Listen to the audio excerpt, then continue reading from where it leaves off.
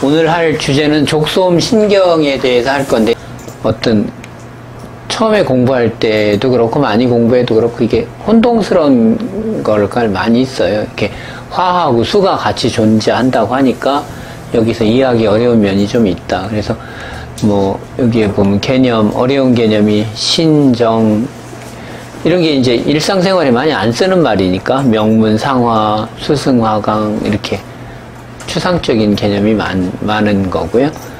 기능적인 측면에서 신장하면 크게 두 가지, 정하고 수분, 이 두 가지라고 축적이 돼요. 간 하면 우리가 혈 했었잖아요. 폐 하면 기 했었고, 그런 것처럼 신장 하면은 잊어버리지 말아야 될 게 수하고 정. 간에서는 혈하고 스트레스. 우리 배운 것 중에 담에서 상화, 굉장히 센 상화, 폐에서는 기. 기의 순환, 기의 영양 이런 거를 주로 얘기했었고요. 대장에서는 습 얘기했었고 이런 것처럼 신장하면 딱 떠나지 말아야 될 게 수하고 정. 네, 그 두 가지가 이제 핵심인 개념이고요. 그래서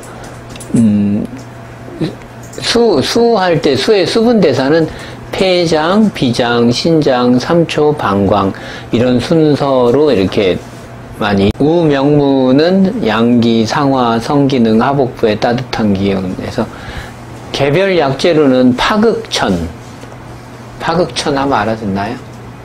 그 다음에 육종용 이런 건 개별 약재고 금방 얘기했던 팔미, 그 다음에 경학 선생은 우기음이란 처방을 또 정이 부족할 때는 근골격계 증상이 나타나거든요. 이게 뭐냐면 우리가 시큰시큰된다, 새큰새큰된다 이런 표현을 많이 해요, 환자들이. 그럼 그게 골수가 부족한 증상으로 이해하시면 돼요. 아, 나 무릎이 새큰새큰돼요. 시큰시큰, 허리가 시큰시큰 아파요. 시큰시큰 이거는 신어를 의미하는 거예요. 신어. 은은한 통증. 근데 이제 막 이렇게 샤프한 게 아니라 정이 부족할 때 통증은 은은하게 이렇게 있는 듯 없는 듯 항상 유유연이라는 표현이 한국말로 은은한 이런 말이에요. 이렇게 해서 더 부족하면 이제 정이 부족하니까 불을 이렇게 컨트롤 해줘야 되거든요. 컨트롤 해줘야 되는데 거기에서 이제 상화가 떠가지고 상화가 상승하여 여러 가지 병증을 일으킨다. 상화가 상승하는 거는 어떤 거를 의미하냐면은 옛날에 그 수도가 없을 때는 시골에서 그 지하수를 이렇게 펌프를 해서 물을 길어 썼는데 그거 해본 사람 있어요? 해보면 처음에는 고무타는 냄새가 나죠. 근데 물이 올라오면 고무타는 냄새가 없어지죠. 그러니까 그런 이치예요. 그러니까 물이 없을 때는 화가 올라오는 거죠. 화가. 성기능 장애 중에서 음화나 허화가 뜬다 그런 게 있거든요.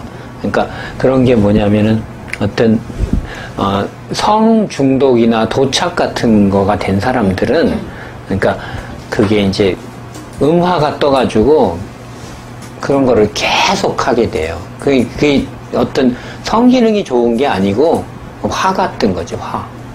음화 화동이 된 그런 거하고 비슷한 거죠. 그래서 그런 건 왜 그러냐면 정이 부족해서 그런 거예요. 정이 부족해서 그런 건데 그냥 남은 거를 더 고갈시키는 거죠. 그래서 나는 허화를 설명할 때 그 고무 타는 냄새를 가지고 설명하면 고무를 안 타게 하려면은 물을 대줘야 되잖아요. 그 물이 신음이라는 거지. 물이 딱 올라오는 게 신음이 되는 거예요. 그러니까 고무 타는 냄새가 나서 그 고무 타는 냄새를 상화를 꺼주려면은 거기다가 바람을 분다든지 모래를 끼얹는다든지 뭐 이렇게 해서는 안 돼. 아니 그런 것도 하나 방법이 돼요. 그것도 화를 끄는 방법이니까 바람을 해서 끄는 방법도 있고 모래를 부리는 모려분 같은 걸 부는 거 모래를 던져서 불을 끄는 방법이거든요.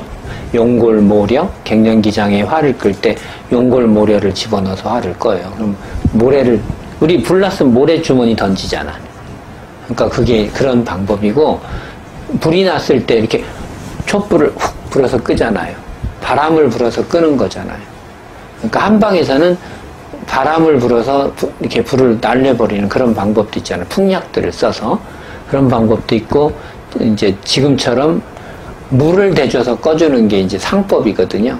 그러니까 숙지황 산수유 같은 육미지황탕을 써서 물을 꺼주는 거니까 그게 결국에는 신음을 보해서 상화를 잡는다, 그런 뜻이죠.